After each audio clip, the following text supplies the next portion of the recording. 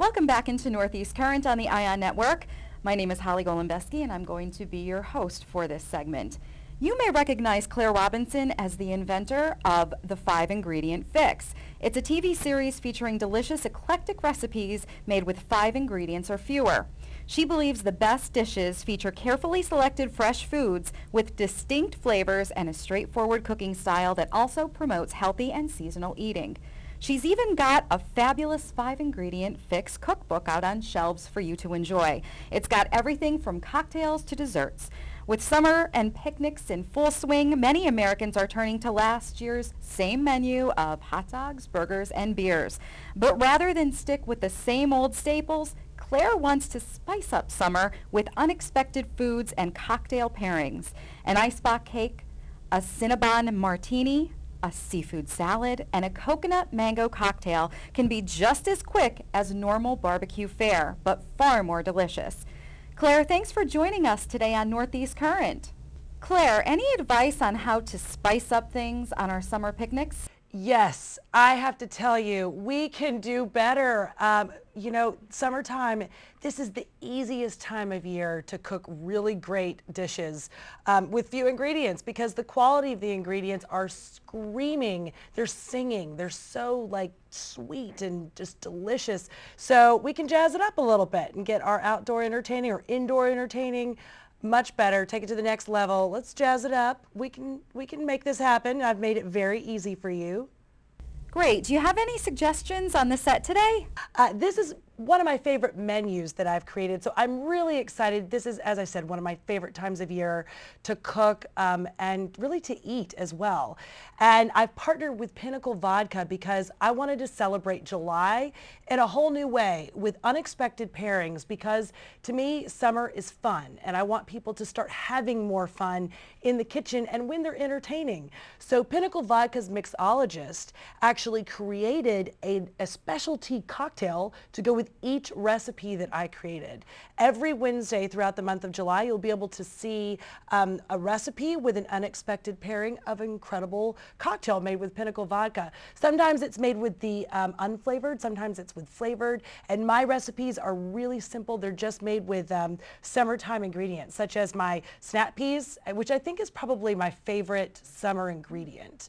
They're sugar snap peas, you know sugar snap peas. They're sweet, they're crunchy, they're like chips, but so much better and better for you. And they're so easy to cook. All you have to do is boil them for a couple minutes, pop them in some ice water because you want to keep a little bit of that crunch. The ice water will stop the cooking but also keep them green. You know, sometimes you overcook a bean and it turns dark. That's the trick, is you want to shock it with some ice water. And a quick simple vinaigrette and you are good to go. I love in summer also using the fresh herbs that are around. So for example, the mojo pork tenderloin, it's citrus, it's garlic, it's olive oil. Everybody knows those three are delicious together, but you can make a quick marinade, put a pork tenderloin in, which is an affordable, entertaining protein. It's something, I mean, for the same price as even making burgers and hot dogs, you can serve pork tenderloin, and that's a wow. And a little bit of fresh oregano with that. It's so easy, and it's summer on a plate. Again, it's refreshing and it's big, bold flavors, but very few of them, and it's highlighting, really highlighting, everything you love about summer. Easy and tasty. And something that you could throw on a grill. You could even take that to a friend's house and just ask them to throw it on the grill. The Golden Sage is my all-time new favorite drink. And when it comes to entertaining, you do need to think about every part of it. It's not just about the food anymore. We know so much more by watching shows that you've seen on Food Network. So the bar is raised. You need to have a cocktail just like you need to have a protein as a main. You can't have a main course and not have something to drink. So the Golden Sage highlights summer to me again because there's a garnish of fresh sage, and I think fresh herbs are one of the best parts about summer. They're everywhere. You can smell them walking down the street. So I love that it's got pineapple, lemon, dry vermouth, and the unflavored Pinnacle Vodka. And dry vermouth sounds like an odd thing in there, but if you've ever had a dirty martini, that's what laces the glass. It somehow brings everything together, not too sweet. I like things I can make in pitchers, pork tenderloins that I could marinate in bulk. sugar snap peas that I can buy a big old bag of and just pop in boiling water for 2 minutes, an icebox cake that I don't even have to cook because it is too hot for me to turn on my oven right now. So that's a whole cake, and I never turned on the oven. What could we do if we don't know how many people will show to our picnic? How do we prepare for something like that? You know, people worry about this a lot, and I want to take the stress out of entertaining, because I remember I would watch my grandmother run around and just be a little bit neurotic when this is supposed to be fun, just friends hanging out, right? So I always look at a menu, and I prepare a menu that is easier to buy in bulk. I try and think of a drink that I can make a giant pitcher of. I think of, whether it's the Cinnabon Splash or a Golden Sage, whether it's the sugar snap peas that I can buy in bulk and have a quick marinade or vinaigrette rather in a jar. So basically I can shake my vinaigrette, toss some more snap peas into the water, and easily add to my number. Same thing with the pork tenderloin. You can buy those in bulk at the big box stores, and buy in bulk. You can marinate more than one, have it in the fridge, pull it out, grill one. If more people come, grab another and grill it.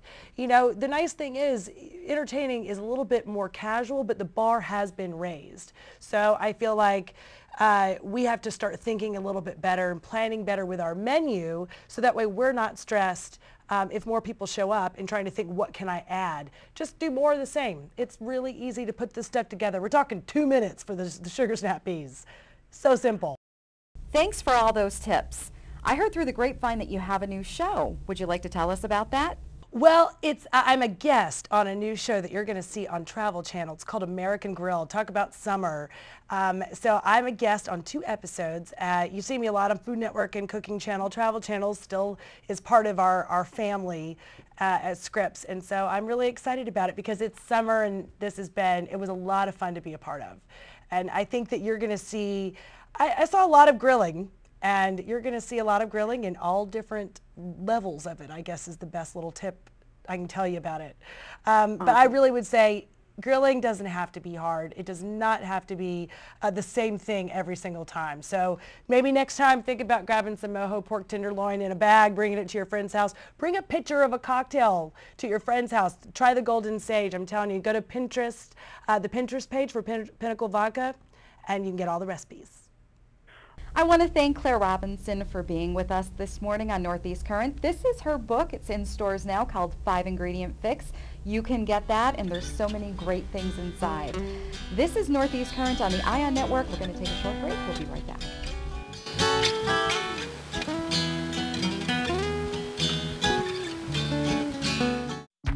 People think I'm trash, but they're wrong. Today I'm just an aluminum can. One day, I could be a stadium.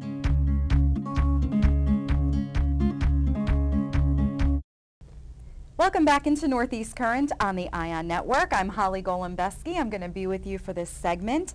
An investment banker becomes a small-town chef. A college professor becomes a chocolatier. A corporate executive accepts an early retirement package and converts to the ministry. Even in this tough economic climate, people are opting out of job security and following their passion. But how? Our guest today is Kerry Hannon. She's nationally recognized authority on career transitions and retirement, who writes the Great Jobs column for AARP. She'll give tips from her 3-part program to get financially fit, physically fit, and spiritually fit for that new career. She'll also talk about 50-plus entrepreneurship and how to find the capital to start your own business. Kerry, thank you so much for being with us this morning. Tell us about your new guide that's entitled What Next? Could you really turn your passion into a paycheck? Absolutely. This book, What's Next, is taking a look at people who did a big transition from, after they've done something for 20 or 30 years, they made a change into something completely different. And it was an effort to sort of follow a passion or a dream. And much of it was inspired by things that, when we get to this stage in life, you might be, just simply burned out from doing the same thing, and getting up on Monday morning is really a drag. Or it's simply that life has sort of happened to us, and we've lost people we love or had a health scare, and you kind of pause and say, is this what it's all about? Is there more to life for me to be doing, and it's a perfect chance to make that transition to something new. So I took a look at people who were the winners, the people that really were able to successfully make this transition, and found out what's the spine, what are the things that made it work for them. So in your research, did you find people who were willing to just settle? Oh, I think absolutely people want, no, I think that this is an opportunity really to look forward and think of things that you might want to do and how can you make that happen. And you start with baby steps. You don't do anything rash. You just try to do one thing every day to kind of push your dream forward. And if you have enough time and flexibility, you might try out a couple of different things to see what's really going to stick. But really take your time and move forward, put your plan together. If you want to achieve your dream job, you certainly can do it. Give us some tips to follow that roadmap to your dream job. Well, I think, certainly you want to try to get financially fit if possible. You want to cut away at some of those so that you're nimble in order to take a job that maybe pays a little bit less than your prior job did, or if you're starting your own business, so that you can save a little bit, so you can really have that pool to tap into. So you want to be financially fit. You also want to go and do the job. A lot of people think, oh, it's so romantic. I'm going to start a bed and breakfast. I'm going to become a chocolatier. Well, yeah, that's fantastic, but why don't you go and do that job and just see if it really is that dream job. So that's a really important step to do, and add the skills and the education that you might need in order to move forward with your dream. So there's little steps along the way that you can take ahead of time before you really launch.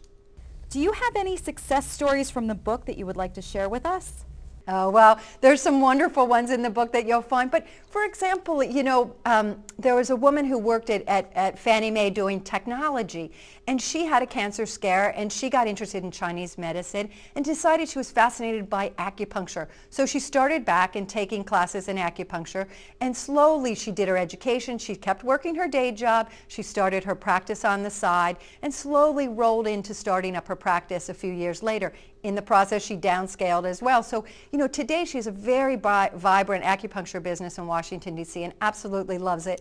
There was a woman who's a botany professor who started a chocolate business. Again, not overnight. Started by just making chocolate for friends and family, then a restaurant, then launched a website.